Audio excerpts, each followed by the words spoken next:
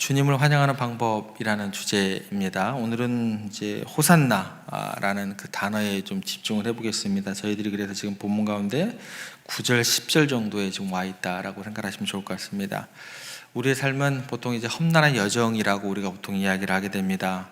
때로는 높은 산을 오르기도 하는 것 같고, 또 높은 산을 오르는가 싶었더니 이제 또 깊은 골짜기를 헤매는 것 같은 것이 이제 우리의 삶이다라는 것이죠. 이렇게 복잡하고 때로는 힘겨운 여정 가운데 살아가고 있는 우리 인생 가운데 호산나라는 짧고 또 강력한 외침이 우리 가운데 어떤 의미가 되는지 이 시간 좀 생각해 보겠습니다. 삶에서 가장 절박했던 순간을 한번 떠올려 보시기 바랍니다. 도움이 가장 간절히 필요했던 때, 외쳤던 때가 언제인지, 아무도 도와줄 수도 없는 것 같고 절망적인 상황, 또 마지막 또 희망을 붙잡고 간절히 외쳤던 그 순간 혹시 떠오르시나요? 한번 떠올려 보시기를 바랍니다. 저도 장면이 한 두세 장면이 있는데 여기 계신 장로님들, 또 집사님들, 권사님들 없을 리가 없겠죠. 저보다 훨씬 더 인생을 살아오신 그 시간의 연한들이 많으신 분들인데 없을 리야 없죠. 그 절망의 순간, 또 마지막 희망을 붙잡고 싶었던 그 순간, 그 가운데 외쳤던 한마디 간절함이 호산나에 담겨 있다라고 이해를 하시면 좋을 것 같습니다. 오늘 우리는 그래서 고난과 시련으로 가득한 이 세상에서 어떻게 우리가 하나님을 바라보고 그분의 구원을 간구해야 되는지, 그리고 여러분의 삶의 현장에서 울리는 호산나의 진정한 의미가 무엇인지 이 시간 함께 생각해 보고자 합니다. 9절에 기록되어 있고 또 10절에 기록되어 있는 호산나라는 것은 이제 단순히 인사말이 아닙니다. 호산나 찬송가 찬양도 있죠. 호산나, 호산, 이게 단순한 인사말이 아니다라는 것입니다. 이 말은 우리의 깊은 내면에서 터져 나오는 영혼의 외침이다라는 것입니다. 히브리어로 이거는요, 헬라어입니다. 지금 호산나라는 것은. 근데 히브리어는 호시아나, 이게 이제 합성돼서 헬라어로 호산나라고 됐다라고 이해를 하시면 좋겠습니다. 호시아는 어떤 뜻이냐면 구원해 주세요라고, 그리고 이제 나는 뭐냐면 간청의 전미사입니다. 근데 딱 나가 붙어가지고 제발 기도합니다, 간절히 구합니다. 그러니까 구원을 간절히 구합니다라는 거예요. 그래서 직역하면 지금 간절히 우리를 구원해 주세요, 이런 절박한 메시지가 담겨 있다라고 생각을 하시면 되겠습니다. 잠깐 생각해 보시기 바랍니다. 어떤 죄의 무게에 질려 있는 그런 숨 쉴 수 없는 그런 죄수, 고통의 늪에서 헤어나오지 못하는 한 영혼, 절망의 한복판에서 허우적거리는 그런 사람들의 모습을 생각해 보면 좋을 것 같아요. 그 순간 나오는 외마디, 간절한 외침이 호산나, 호시아나라고 생각을 하셔야 될 것 같아요. 단순히 도움을 요청하는 말이 아니죠. 누가 도와주면 되고 안 되고 이런 선택의 사항이 아니다라는 것입니다. 죄와 또 고통, 또 절망, 모든 억압으로부터의 근본적인 구원을 영혼 깊은 곳에서부터 터져 나오는 진정한 부르짖음입니다. 마치 이제 물에 빠진 사람이 구절을 외치듯이 절망의 한복판에서 유일한 희망을 기다리고 붙잡는 그런 외치는 간절함의 그 자체가 호산나가 될 것입니다. 이 호산나의 역사는요, 매우 오래전부터 또 깊은 어떤 역사를 가지고 있는 단어입니다. 그 근원을 찾아볼 때 시편 118편으로 우리가 좀 올라갈 만한데요, 25절에 그 뿌리가 잘 묘사가 되어 있습니다. 이 시편은 어떤 시편이냐면 이스라엘 백성들이 초막절이라는 절기에 불렀던, 초막절, 장막절이라는 절기에 불렀던 찬양시의 일부인데요, 출애굽 후 40년간 광야 생애를 기념하는 그런 시간에 있었던 중요한 그런 찬양입니다. 광야라는 곳은 이제 단순히 황무지의 개념이 아니죠. 그들에게는, 이스라엘 백성들에게 광야라는 곳은요, 고난의 장소이면서 동시에 하나님의 놀라운 은혜를 경험하는 특별한 공간이었습니다. 그러니까 굶주림과 목마름, 또 적들의 위협 속에서 동시에 이제 하나님께서 만나와 메추라기를 공급해 주셨고 반석에서 물을 나게 하셨던 장소가 광야라는 장소가 됩니다. 그래서 그들은 고난 속에서도 하나님의 보호와 인도하심을 경험하면서 외쳤던 그 외침이 뭘까요? 기도가 뭘까요? 호산나를 외치게 됩니다. 그래서 이것 자체는요, 이들에게 있어서 그냥 그때 그 순간으로 끝나는 그런 간절한 외침으로 그치지 않게 됩니다.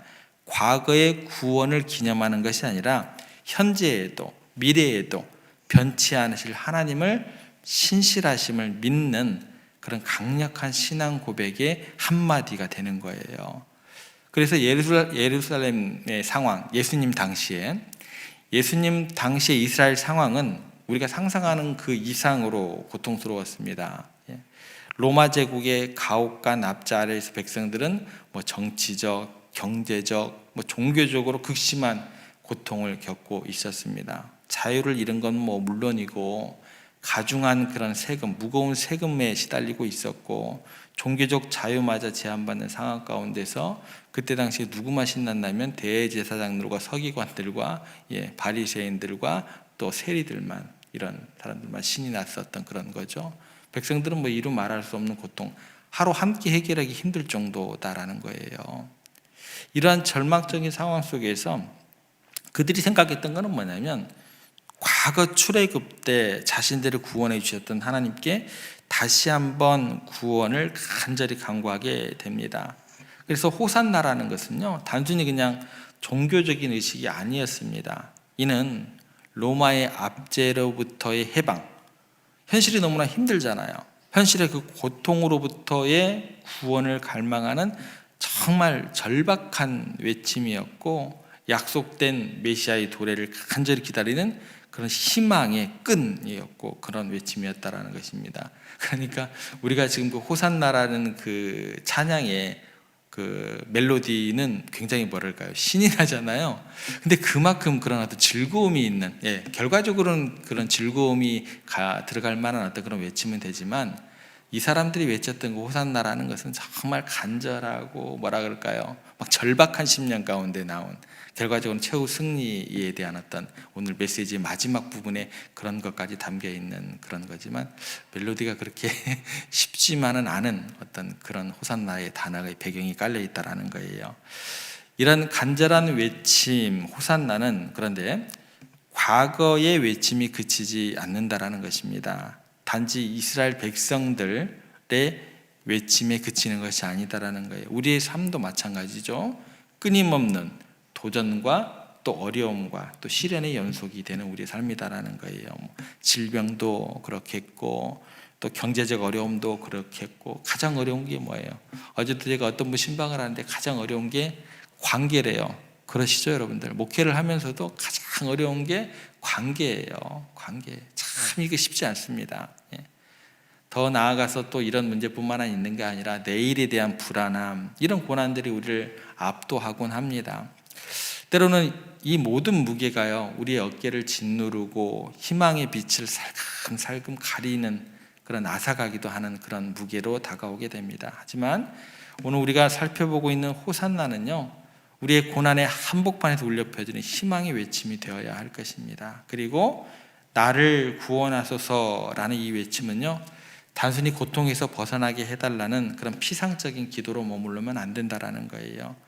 이게 피상적인 기도로 머무르지 않게 하려면 우리 자신의 근본적인 연약함을 인정하고 하나님의 무한한 은혜와 긍휼을 구하는 겸손한 고백이 될 수 있도록 우리가 외쳐야 된다라는 거예요.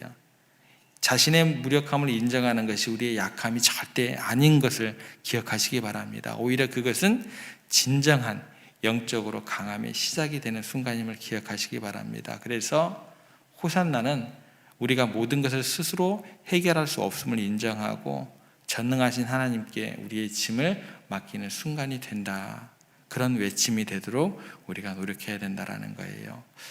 예수님의 이 예루살렘 입성의 이야기는 놀라운 반전으로 연결이 되죠. 군중들은 이제 호산나를 외치고, 그리고 예수님을 정치적인 왕으로, 메시아로 환영을 하는 어떤 그런 장면입니다. 충분히 이해가 돼요. 얼마나 힘들고 또 억압받는 어떤 그런 세상 가운데 살게 되면 그렇게 정치적인 메시아로 이렇게 환영을 했을까? 우리도 충분히 그럴 만합니다. 그리고 그들은 로마 압제에서 자신들을 해방시킬 강력한 왕을 기대했다라는 거예요. 그런데요, 예수님의 구원의 방식은요, 그들의 예상을 맞춰주지는 못하셨어요. 예상을 완전히 더 뛰어넘는, 더 근본적인 어떤 그런 모습으로 임하셨다라는 것입니다. 한 가지 이야기를 좀 이 부분에서 우리가 좀 생각을 해볼게요. 한 나라에 잔인한 폭군이 통치를 하고 있었습니다. 백성들은 오랫동안 고통을 받았고 구원의 영웅을 학수고대하고 있었습니다. 어느 날 정말 용감한 영웅이 나타나서 그 폭군을 물리치고 나라를 해방시켰습니다. 그런데 놀랍게도 이 영웅은요, 왕자에 앉지를 않았습니다. 대신 백성들에게 이렇게 이야기를 합니다. 나는 여러분을 외부의 폭군에서 해방시켰지만 진정한 해방은 여러분 각자의 마음속에 있습니다. 정의가 될 것이고 사랑이 될 것이고 진실을 향한 여러분의 내면의 용기가 진정한 자유입니다. 예수님도 이와 같은 구원을 우리 가운데 이루어 주신 분으로 이해하시길 바랍니다. 예수님은요, 외형적인 어떤 혁명이 아니라 인간의 내면을 근본적으로 변화시키는 그런 혁명을 우리 가운데 가져오셨습니다. 그래서 십자가를 통해서 죄의 권세를 이기고 부활을 통해서 영원한 생명의 길을 열어주신 것으로 우리가 믿고 고백하고 이 진리 가운데서 우리가 흔들림이 없어야 할 것입니다. 그래서 호산나라는 말은 단순한 말이 아닙니다. 예전에 불렀던 그 호산나 역사를 관통해서 우리 가운데 이르게 되는 믿음의 그런 울부짖음이 되어야 할 것입니다. 과거 이스라엘 백성들의 절규이자 로마 압제에서 고통받는 이들의 갈망, 그리고 오늘 우리 각자가 하나님의 은혜를 구하는 영적인 외침이 되어야 합니다. 그래서 우리의 삶에 닥치는 어떤 고난과 시련 속에서도 낙심하지 않게 되기를 주님의 이름으로 부탁을 드립니다. 그리고 그 낙심의 자리에서 우리가 외쳐야겠죠.